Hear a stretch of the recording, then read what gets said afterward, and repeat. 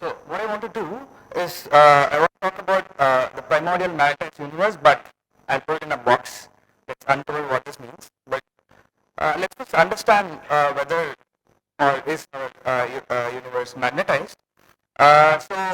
This comes basically from observing gamma ray emission from TV blazars. So there's a subset of blazars which emit in TV, and they have a large mean free path, so they traverse cosmological distances, mostly through voids. And when they interact with extragalactic background, they pair produce, and these pair produced particles cooled by inverse Compton, and they produce secondary gamma rays, and this is what you expect to see in telescopes on Earth, like Fermi and CT in the future. But the story slightly changes in the presence of an extragalactic magnetic field. So if you have a magnetic field, so if this is like the intergalactic medium, mostly voids, whatever gamma ray that primary gamma ray that goes from here would pair produce, but the charged particles would get deflected by the magnetic field, and they can be deflected along the line of sight. So what you will see as a result of this is that your primary GeV flux will be suppressed. That's first effect, which was shown by this seminal work by Neronov and Boak. That was in 2010. Sorry. So what you see here is that when Fermi was observing at the secondary flux, the upper bounds that they put is not consistent with models that do not include IgM magnetic fields. So that is the first clue. And the second thing that you would expect is that you would form a fainter secondary halo. This has not been observed, but people have done a lot of simulations of this. What you see on the right is that if you have a primary source and you put a IGMF, you expect to see a halo around the primary source, and people want to detect this. But very recently, last year, what they have detected is when you look at a GRB, you will expect to see that this sort of halo emission comes after some time, and they claim to have detected that time delayed secondary emission. They call it a pair echo. So this gives us hints that the IGMF is magnetized, because other astrophysical explanations are not feasible. We think that these magnetic fields came from a primordial origin. So let's believe that this magnetic field came from the very early universe. So then the question is, you observe them, yes, but how do you produce them? So you produce them in some very early universe process, say inflation and phase transition. Once you produce them, it evolves with the evolution of the universe, and that evolution is captured by decaying emission turbulence, because you have plasma and you have magnetic fields, so the correct thing to do is decaying emission turbulence, very collisional. And this happens till recombination, and post recombination there's flux phasing, so it just dilates with expansion. So if this primordial magnetic field exists, it has implications for a lot of physical processes that happen in the universe, starting with even at the level of production. If you could somehow produce helical fields, that would require a new physics that has to be put in. It could affect BBN, it could affect large scale structure, it could affect CMB, and it also could serve as a seed for the galactic dynamo, which is also under Debye. So in this talk, I would touch upon mostly upon the evolution part. If time permits, I'll very briefly tell us the work that we are doing with recombination. So, the plot that I'm showing you here is the strength of the magnetic field versus the correlation scale. This is the observational bound that comes from Fermilab. So the initial conditions are as follows. Here I am considering that the initial condition came from electrowave phase transition. So what I would require to do this is that you give me a strength of the field and you give me a correlation scale. So here the strength of the field is, let's say, 1/10 of the energy of the universe. That's the energy that went into the magnetic field. And then the correlation scale is 1/100th of that. So this is some conservative estimate. If this estimate is given and there is a endpoint which is given by at what time scales does the system evolve. This is the endpoint at recombination. So once these things are known, then this is how the magnetic field would evolve, and I will talk in detail about this particular line, how this evolution occurs along this line. That's what I talking about.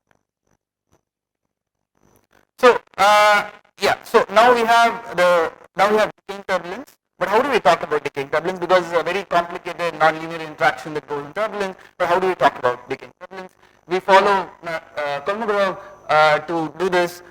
What we do is first we identify an ideal invariant that is better conserved than energy, and we assume that the decay proceeds by some dynamical time scale. For example, if you just take a cup of water and you stir it, you'll see that you'll form eddies, and the eddies will sort of like break apart and so on. So the eddy turnover time would be a dynamical time scale. So from now on, what I'll assume is that we are talking about some sort of peak spectrum, and I would only care about the strength and the correlation scale of the field. If that is there, I would assume that the decay proceeds by this eddy turnover time is given by L by U, and some sort of average angular momentum is conserved. That is what the conserved quantity for me would be. That is given by U squared times L phi. If I put these two things together, it will just give me a scaling law for the energy and the correlation scale. Now what I have to do is I have to put universe in a box, stir it and leave it, and see how the energy decays.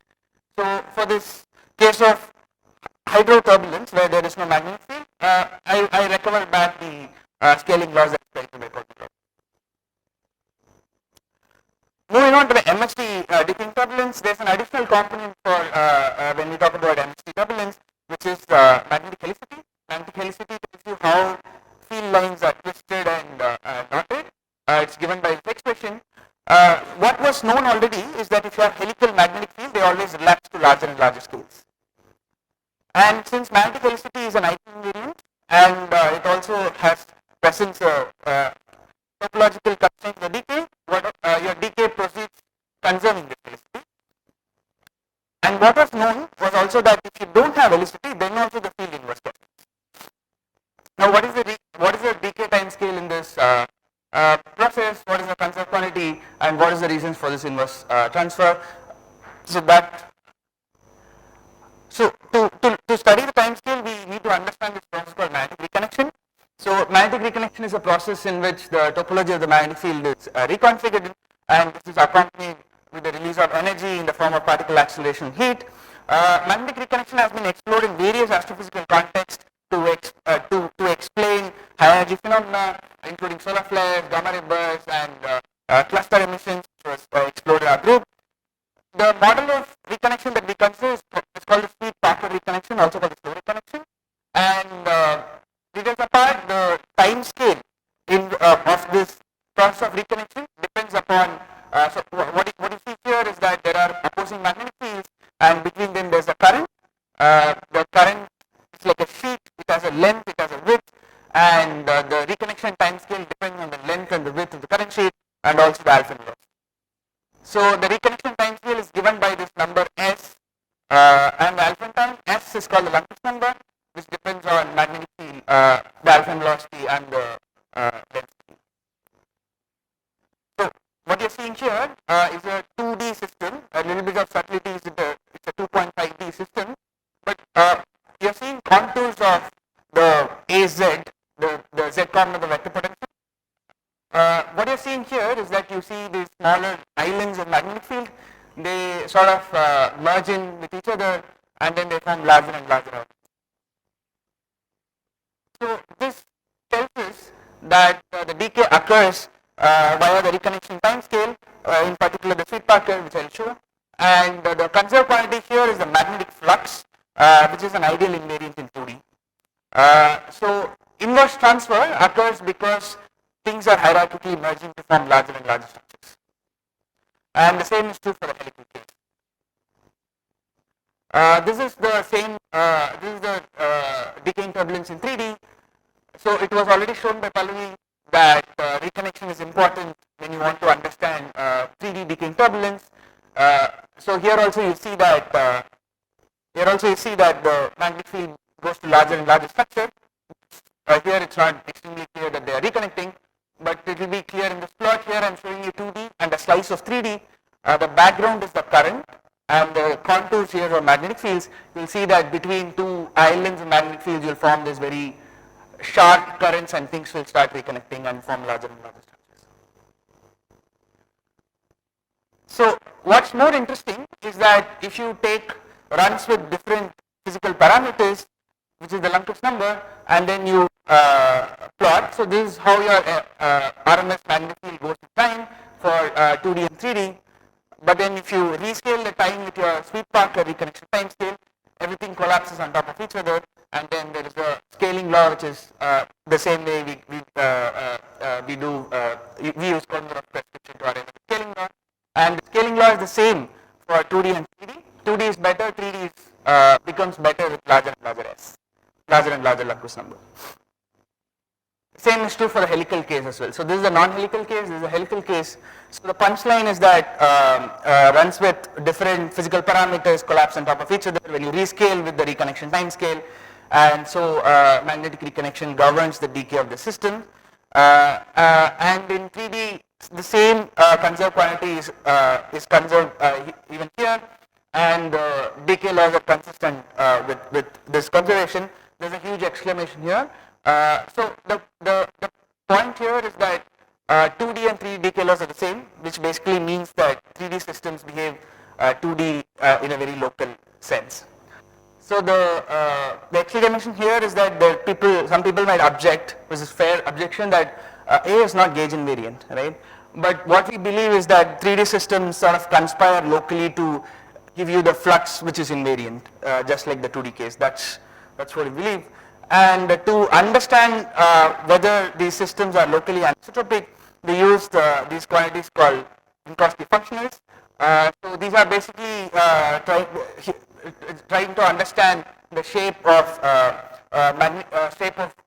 any fields that you have in the system. On the right, I'm just showing you isosurface of magnetic field, isosurface of vorticity. But if you look at MST systems, what I'm showing you here is that there is a current isosurface and the magnetic field isosurface in red. You'll see that this looks like potato chips, and it's very 2D-ish like. And if you look around magnetic fields around this current sheet, they'll also behave in a very 2D-ish like manner, look in a very 2D-ish like manner. So using this, we conclude that 3D MHT systems are locally 2D, and their dynamics is 2D. So we are trying to go beyond looking at just the time evolution and also look at individual modes in the spectrum. That is one thing that we are doing. And there are some challenges because we need to resolve the larger scale and also the smaller scale. So we need to look at we need to do a large resolution simulation. So the ones that I was showing you were 1024 cube, but we need to go beyond that as well. I'll take half a minute to just tell you the other thing that we are doing. So the other thing that we are also looking at is to see the effect of primordial magnetic fields on recombination. Very briefly, initially the plasma is very incompressible because photon pressure is very high. But then as the universe expands, the photon mean free path increases, and at some point it will become larger than the fluid scale. Now if there is magnetic field, it can compress the fluid, and the photon would just act like a drag there. So there will be compression, but there will also be radiative transport, which will transport photons from very high density to very low density. All of these processes could affect the recombination history. So this is some analytical work has been done by our collaborators. In the linear regime, we want to do the nonlinear problem and see what we get. So just to summarize, I'll leave the summary here. Thank you. Yeah. Thank you. Questions?